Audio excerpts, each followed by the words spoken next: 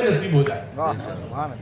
تو مجلس نکاح ایک عظیم کام ہے اور اس کی جتنی آیتیں ہیں خطبہ نکاح کی، کبھی آپ نے اس پر توجہ کی نظر رکھی؟ یا ایھا الناس اتقوا ربکم الذی خلقکم من نفس واحدہ. ابتدا میں کیا فرمایا رب العالمین؟ اے ایمان والو اللہ سے ڈرو.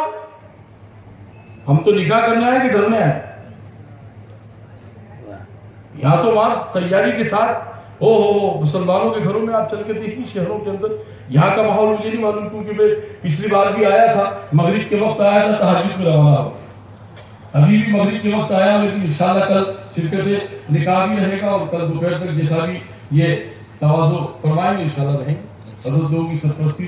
تو یہاں کا مجھے طریقہ مسلمانوں کا نہیں معلوم، لیکن جو ہم نے دیکھا ہے اس اپنی عمروں اور آپ حضرات نے بھی دیکھا ہوگا کس قدر تماشوں کا معاملہ ہوتا ہے.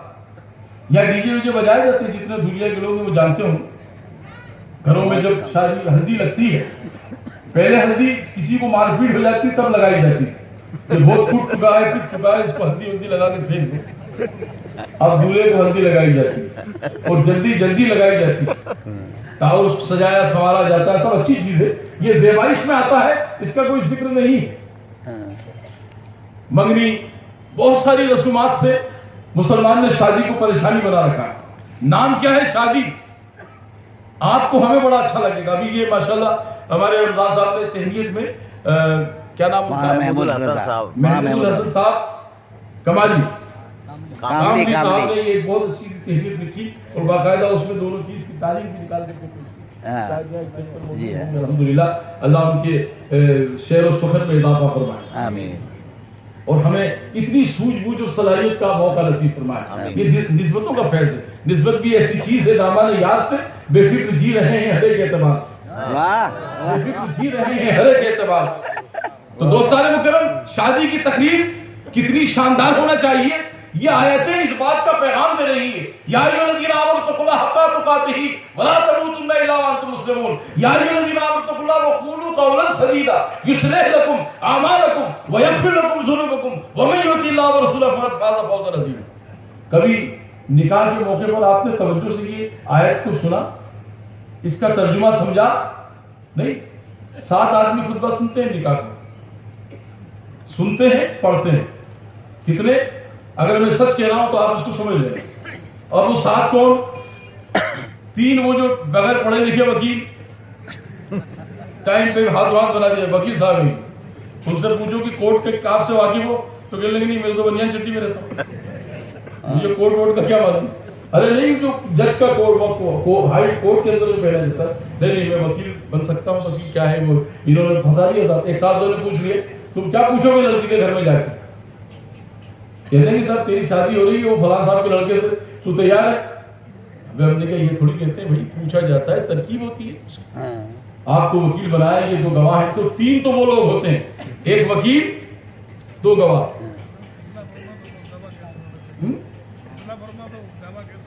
گواہ ایسے ہونا چاہیے، یہ 3 لوگ بھی باشرہ ہونا چاہیے، باصلاحیت ہونا چاہیے.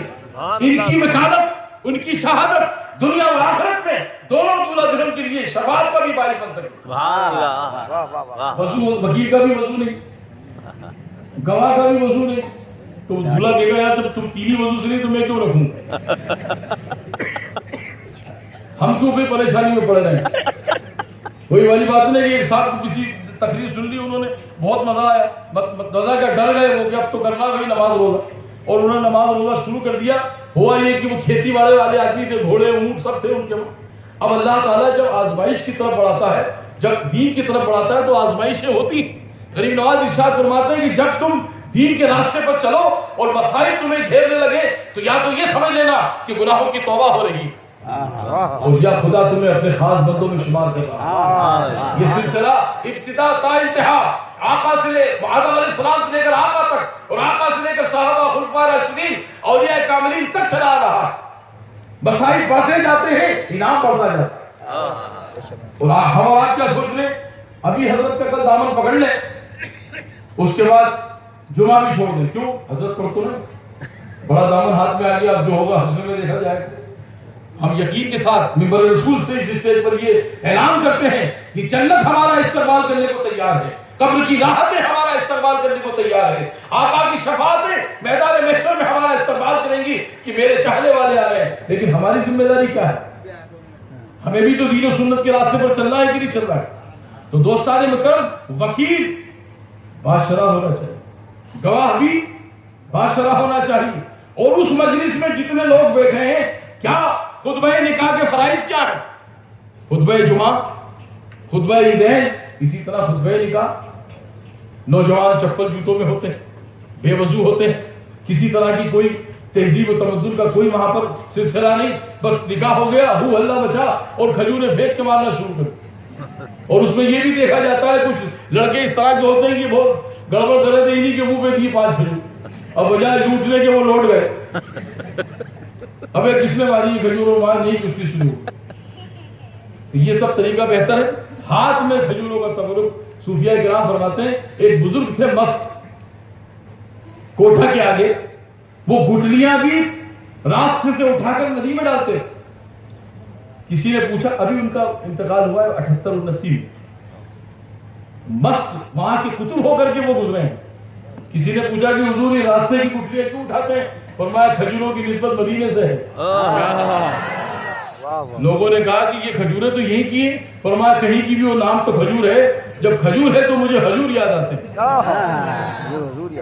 اور جب حضور یاد آتے ہیں تو احترام لازم ہے. آپ نے سنا ہوگا بشر حافی نے بسم اللہ کا احترام کر کے وہ مرتبہ حاصل کیا کہ غوث اعظم بھی ان کے مزار پر جا کر یہ دعا کرتے تھے، مولا بشر حافی کے صدقے میں عبد القادر کی دعا قبول فرما.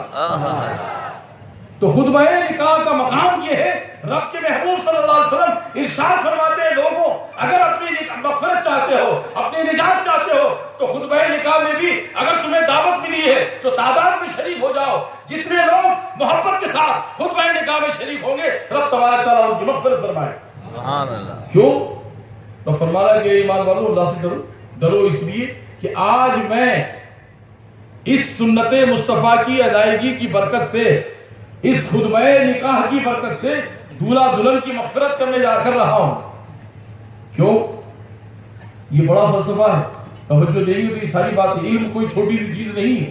ہم اور آپ اور دنیا کے سارے لوگ مل کر علم کو سیکھنے سمجھنے نکل جائیں اور اعلان کریں کہ 100 برس تک ہم نے علم کی تلاش کی، علم سیکھا، علم پر عمل کیا، تو اس کے عین تک بھی نہیں پہنچ سکتے. علم اتنا ہے، لیکن اللہ کا فضل یہ ہے کہ جب وہ فضل فرماتا ہے تو اسرار و رموز کا نزول فرماتا ہے. بندے کے قلب پر رحمت و نور کا جب نزول ہوتا ہے علم و عرفان کے دروازے کھلتے چلے جاتے ہیں اور پھر اس کے اندر صلاحیتیں آتی چلی جاتی ہیں. رب کے محبوب ارشاد فرماتے ہیں نکاح میں جب توجہ کے ساتھ باوضو ہو کر جو لوگ شریک ہوتے ہیں، ہم دولہا دلہن کی اس لیے مغفرت کر رہے ہیں. رب فرماتا ہے محبوب ہم خود تمہاری سنت کی ادائیگی کی بنیاد پر دونوں میاں بیوی کی مغفرت فرمائیں گے. کیوں؟ آج جو نسخہ قرار پائے گا وہ نیکیوں کے آدھار پر قائم ہو جائے. سبحان اللہ. جو اولاد پیدا ہو وہ صالح پیدا ہو، دین و سنت پر قائم ہو کر کے پیدا ہو. اور بدماشی کے ساتھ ہو تو وضو ہے ہی نہیں، بدتمیزیاں ہو رہی. اب وہ 7 آدمی خطبہ سنتے ہیں، کون؟ ایک وکیل، 2 گواہ اور دولہا. اس کی بھی یہ فکر رہتی ہے کہ جلدی پڑھ لو بھائی تو میں آگے بڑھوں، چہرہ میرا ہٹاؤں، دوسری چیزیں دیکھنے کی طرف آگے ہو جاؤں. ایک خطبہ پڑھانے والے 5، ایک دلہن کے ابا، ایک دولہے کے ابا، یہ 7 لوگ رہتے ہیں وہاں پہ کشمکش میں. تم جلدی پڑھا، ہم جلدی سن لیں، ہے نا. اس کے بعد اگر جو لوگ صاحب ذی وقار، صاحب صلاحیت ہوتے ہیں، وہ سوچتے ہیں جن کو یہ پتا ہے کہ اس خطبہ نکاح کے سننے کی برکت سے رب تبارک تعالیٰ ہم پر کرم فرما رہا ہے، ہمارے بھی گناہ معاف کیے جائیں گے. اس وقت جتنے لوگ اس مجلس میں ہوتے ہیں وہ گناہوں کی مغفرت کے ساتھ ہو جایا کرتے ہیں. دوستان مکرم، شادی کی بے حیائی سے بچنے کی ضرورت ہے کہ نہیں؟ ہماری زندگی مختصر ہے اور کام بڑا معتبر ہے، اور یہاں سے یہ ساری کی ساری چیزیں، ہر چیز سنت ہے. آپ یہ کہتے ہو کہ فجر کی کتنی رکعتیں ہیں؟ کیا کیا ہیں؟ 2 سنت 2 فرض. صوفیاء کرام کہتے ہیں 40 سنت. کیا ہے وہ 2 سنتیں موقعہ تو ہے ہی، وہ فرض بھی تو سنت ہے کہ نہیں؟ خدا نے اس کو زیادہ پسند کر کے فرض کر دیا ہے. پڑھی تو مصطفیٰ نے ہے کہ نہیں؟ پہلے آقا کی سنت پھر فرض. ایسے ہی جتنی نمازیں، جتنے فرائض کیا رب تبارک تعالیٰ نے کبھی کوئی نماز ادا کی؟ کیا کسی طرح کے روزے کا معاملہ رکھا؟ جو کچھ کیا آقا نے کیا، اور جو آقا نے کیا پہلے سنت اس کے بعد جو قانون اس میں بنا ہے، رب نے جسے زیادہ مقبولیت عطا کی، زیادہ پسند فرمایا محبوب اب یہ تمہاری امت پر میں فرض کرتا ہوں، اگر یہ نہیں کریں گے تو انہیں سزا دی جائے گی۔ جیسے سب سے پہلے صفا مروا میں حضرت حاجرہ رضی اللہ تعالیٰ نے صفا کے 7 چکر لگائے مروا کے۔ آقا صلی اللہ علیہ وسلم جب وہاں پہنچے تو انہوں نے بھی اسی انداز سے دوڑ لگائی۔ فاروق اعظم نے پوچھا یا رسول اللہ یہاں آ کر آپ کی یہاں سے یہاں تک چال بدل گئی تھی، کیا تھا؟ فرمایا کہ تمہیں حضرت اسماعیل کی والدہ کون تھی، مرد تھی یا عورت تھی؟ فرمایا عورت تھی۔ تو یہاں کون چلا تھا؟ فرمایا کہ حضرت حاجرہ، رب نے کس چیز کو پسند کیا تھا؟ ان کی چال کو، ان کے چلنے کو پسند کیا تھا۔ ہم اگر ہمیں اتنے حصے میں خدا کی پسندیدگی چاہیے تو حضرت حاجرہ کی طرح ہی ہمیں چلنا ہو۔ تو دوستان مکرم، اگر ہمیں کامیابی کا راستہ چاہیے تو مصطفیٰ جان رحمت کے طریقے کو اپنا کر اپنی زندگی کو راہ صراط کی طرف لگانا ہوگا۔ آج اتنے سارے معاملات مسلمانوں کے بگڑتے چلے جا رہے ہیں، اور اس کے بعد دوش یہ ہے کہ مسلمانوں پر عذاب آ رہا ہے، مسلمانوں پر عذاب آ رہا ہے۔ اولیاء کرام فرماتے ہیں مسلمان پر کبھی عذاب نہیں آتا، وہ اپنی بدعمالیوں کی وجہ سے عذاب کا شکار ہوتا ہے۔ تو شادیوں میں ڈی جے بج رہے، ناچ گانے ہو رہے ہیں، اریانیت ہو رہی ہے، بے حیائی ہو رہی ہے، بالٹیوں سے ہمارے علاقے میں ہم نے دیکھا ہے، اب تو بہت ساری جگہ دھیرے دھیرے یہ کم ہو رہا ہے، بالٹیوں سے ہلدی کھیلی جاتی ہے۔ ایسا لگ رہا تھا، لگتا ہے جیسے ہولی کم منگنی کم ہولی زیادہ، کیچڑ گندے پانیوں کا تمام معاملات۔ اس کے بعد کیا ہوا، ایک مرتبہ اندور ہی کا یہ واقعہ ہے کہ دھوم مستی خوب گانے بجانے ہوئے، اور جب صبح بارات جانے والی تھی، رات کو ایک بزرگ کو پکڑ کے لایا، مولانا تو کوئی ملے نہیں، تو کیوں صاحب؟ کہنے لگے کہ وہ منڈوے کی نیاز دے دو، کچھ ایسے رسم بنا رکھی خواتین۔ وہ ادھر سے جب گزرتے تھے ان کا راستہ تھا، بڑا تماشا، بڑی دھوم، حیران تھے وہ خود بھی، یا اللہ یہ کیا مصیبت ہے؟ انہوں نے کسی سے پوچھا کیا چل رہا ہے؟ کہنے لگے شادی ہے یہاں، اور فاتحہ کے لیے اتفاق سے وہی پکڑ رہا ہے۔ انہوں نے کہا فاتحہ دینا کہاں؟ کہا کی کہا کل صبح پھیرے سے شادی نپٹ جائے۔ اچھا چلو، جلالی تھے، مسٹائب آدمی تھے، انہوں نے کہا بھی دیکھو میرا فاتحہ دینے کا طریقہ الگ ہے، تم نے کہیں دیکھا مجھے فاتحہ دیتے؟ کہنے دیکھا تو نہیں، پھر کہنے لگا اب جو میں دوں گا وہ میرا طریقہ الگ ہے۔ کتنے لوگ ہیں تمہارے گھر میں؟ وہ 4 دن سے جو شادی کو جگا رہے تھے کہ جاگ شادی پرسوں نکلنا ہے، وہ سب بھی آ جائیں، آ جائیں۔ اب دروازے میں تالا لگا اندر سے، کیوں؟ پھر وہ برکتیں جو اندر آئیں گی وہ باہر نہیں چلی جائیں، تالا لگا دیا۔ فاتحہ شروع ہوئی، انہوں نے کچھ کلام پڑھا، پڑھنے کے بعد کہا یا اللہ یہ جو کلام میں نے پڑھا ہے یہ تیرے نیک بندوں کی بارگاہ میں نظر فرما، اور اس کے بعد ان سب پہ نظر فرما۔ وہ کتنے تھے ان کے کان کھڑے ہوئے، یا اللہ ان پہ نظر فرما کہ نہ ایسی نظر فرما کہ ان کو دکھنا ہی بند ہو جائے۔ 2 ہاتھ تھے، یہ مشہور واقعہ ہے 2 کا۔ اب وہ پیچھے 2-4 لوگ تھے، وہ تالا لگا، چابی انہوں نے فاتحہ کے نیچے رکھ دی، فون کے نیچے، خبردار ہاتھ لگانا اس پہ عدم کو پڑھ کے حساب بنا۔ مست لوگ مستی ہوتے ہیں اور مستی میں رہتے ہیں۔ یا اللہ وہ تمام چیزیں ان کو کر دے جتنا انہوں نے 4 دن سے ناچ کر بستی کو حیران کر کے رکھا ہے۔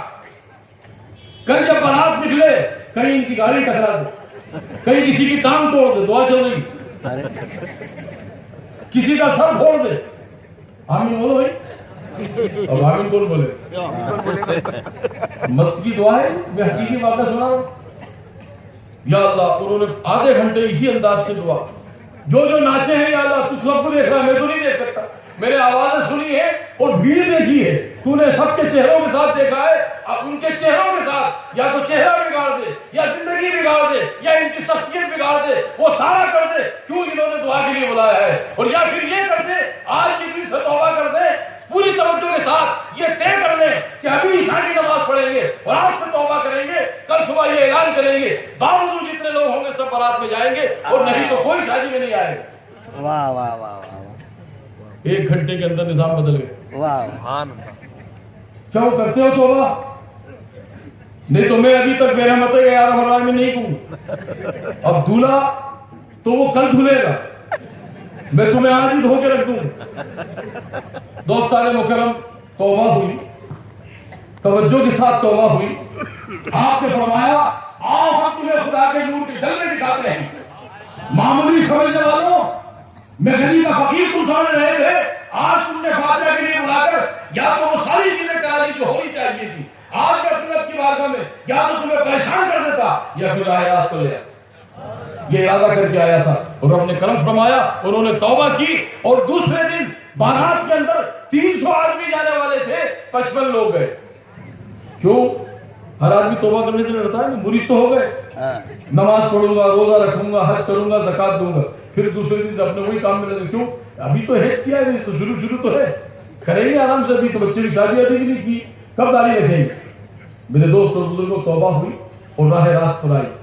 اس بارات میں اتنا کرم رہا، اس بزرگ نے کہا وہی لوگ کھانا کھائیں گے ولیمے کا جو باوضو ہوں، کیونکہ یہ نام سنت مصطفیٰ کا ہے.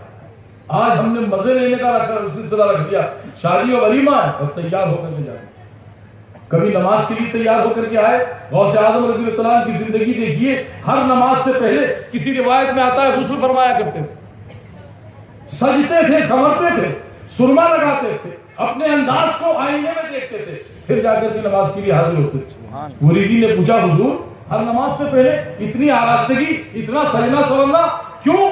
فرمایا رب قرآن کے 8ویں پارے میں ارشاد فرما رہا ہے، یا بنی آدم خذوا زینتکم عند کل مسجد. اے آدم کی اولادوں، جب تم میرے گھر میں آیا کرو تو سچ سمجھ کر اپنی زیب و زینت سے آراستہ ہو کر آیا.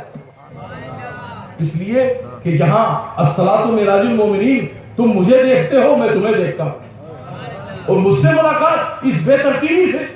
آج کچھ لوگوں نے، کسی نے چڈی میں نماز شروع کر دی، کسی نے کام کے کپڑوں میں نماز شروع کر دی کہ ایسی نمازیں منہ پہ مار دی جانے والی. دوستان مکرم، رب تبارک تعالی، اللہ کے ولی ایک بزرگ تھے. ہر نماز کے بعد یہ رومال جو ہم لوگ رکھتے ہیں گلے میں، آپ لوگ سمجھتے ہو فیشن ہے پیر لوگوں، یہ طریقہ ہے اولیاء کرام. بڑا رومال اس لیے رکھو کہیں حوض ہو، کنواں ہو، پانی نکال کر وضو بنا سکتے ہیں، لپیٹ کر کے اس کو اوڑھ کر بیٹھ سکتے ہیں، مصلی نہیں ہے تو بچھا کر نماز پڑھ سکتے ہیں، اور بہت ساری چیزوں میں یہ اولیاء کاملین کے طریقے میں آتا. وہ بزرگ نماز پڑھنے کے بعد اپنا چہرہ ڈھانپ لیا کرتے اور اللہ کے محبوبین میں شمار. مریدین کی بھی تعداد بڑی تھی اور سب صاحب کشف و کرامات.